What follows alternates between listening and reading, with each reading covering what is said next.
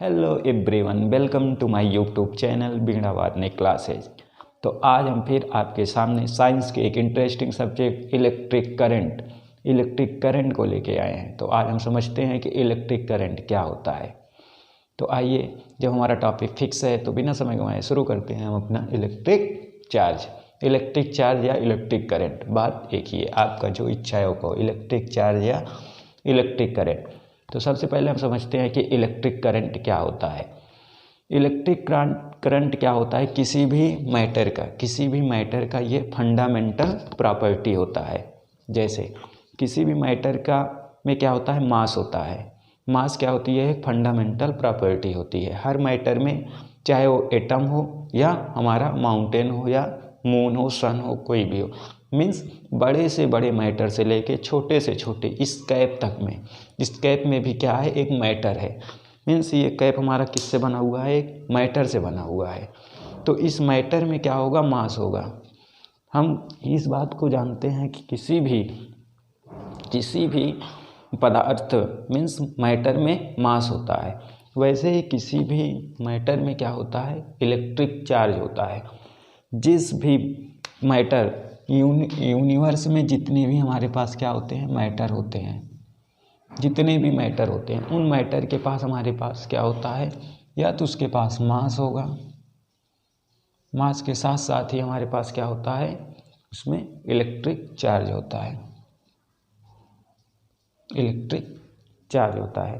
तो कह सकते हैं कि इलेक्ट्रिक चार्ज क्या होता है, हमारा एक फंडामेंटल प्रॉपर्टी होती है। इलेक्ट्रिक चार्ज के टाइप्स के बारे में हम बात करते हैं कि इलेक्ट्रिक चार्ज कितने टाइप्स के होते हैं। तो इलेक्ट्रिक जो चार्ज होते हैं वो हमारे यहाँ बेसिकली दो टाइप्स के होते हैं। एक हमारा पॉजिटिव चार्ज होता है और दूसरा क्या होता है, नेगेटिव चार्ज होता है। आइए समझते हैं हम पॉजिटिव और नेगेटिव चार्ज क्या होता है। एक हमारे पास पॉजिटिव चार्ज होता है और एक हमारे पास क्या होता है, नेगेटिव चार्ज होता है।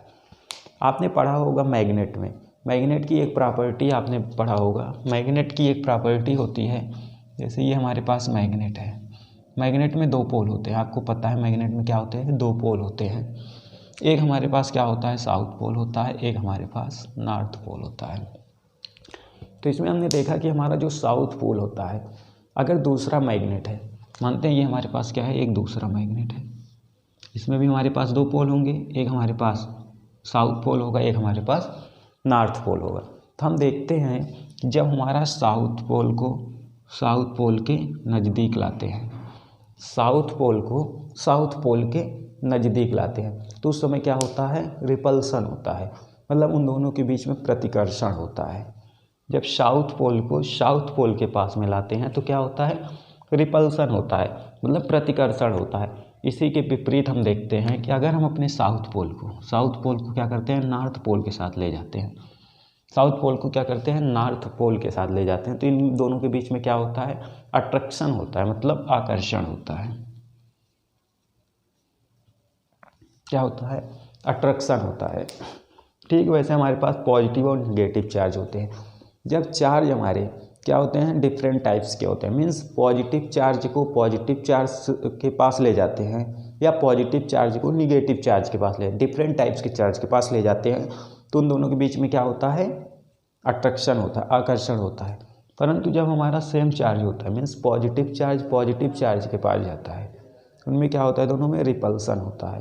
तो इस बात से हम समझते हैं कि जो हमारा इलेक्ट्रिक चार्ज होता है वो दो टाइप्स का होता है, एक पॉजिटिव होता है, एक नेगेटिव होता है।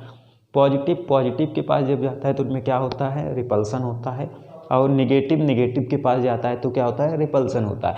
परंतु जब डिफरेंट टाइप्स के होते हैं, मीन्स पॉजिटिव नेगेटिव के पास, नेगेटिव पॉजिटिव के पास ले जाता है, तो उन दोनों के बीच में क्या होता है, आकर्षण होता है, अट्रैक्शन होता है।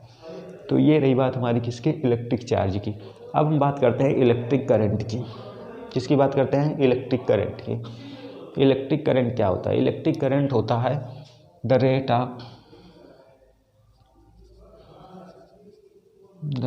ऑफ फ्लो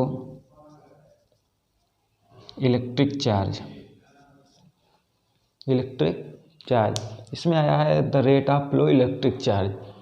इलेक्ट्रिक चार्ज क्या होता है, हमने समझा। इलेक्ट्रिक चार्ज क्या होता है, एक फंडामेंटल प्रॉपर्टी होती है किसी भी मैटर की, और दूसरा इसमें आता है फ्लो।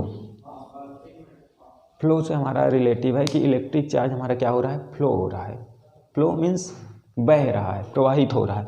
तो जब किसी भी सर्किट में जब इलेक्ट्रिक चार्ज हमारा फ्लो होता है तो क्या होता है, हमारा इलेक्ट्रिक करंट होता है।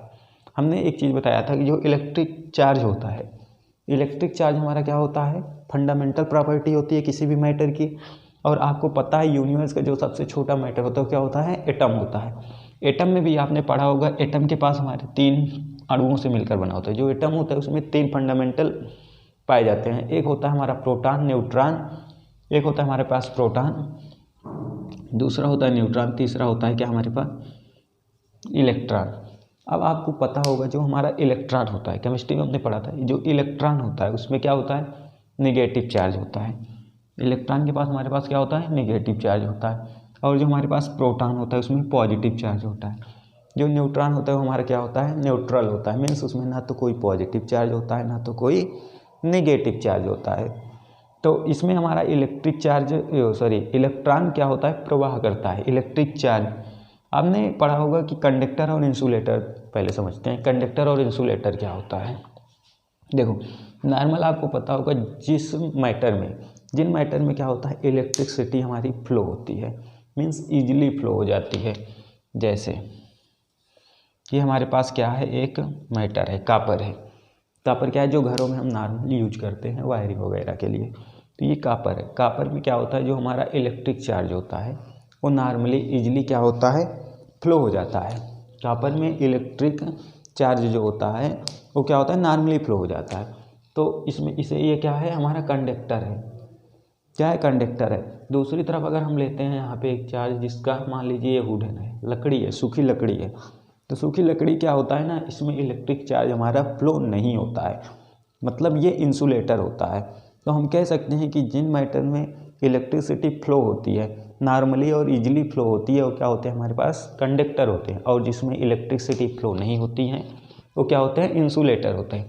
अब समझते हैं कि हमारे पास कापर में इलेक्ट्रिसिटी फ्लो हो रही है, जबकि सूखी लकड़ी में इलेक्ट्रिसिटी या ग्लास में हमारी इलेक्ट्रिसिटी फ्लो नहीं हो रही है। क्यों नहीं हो रही है, इसका रीज़न समझते हैं।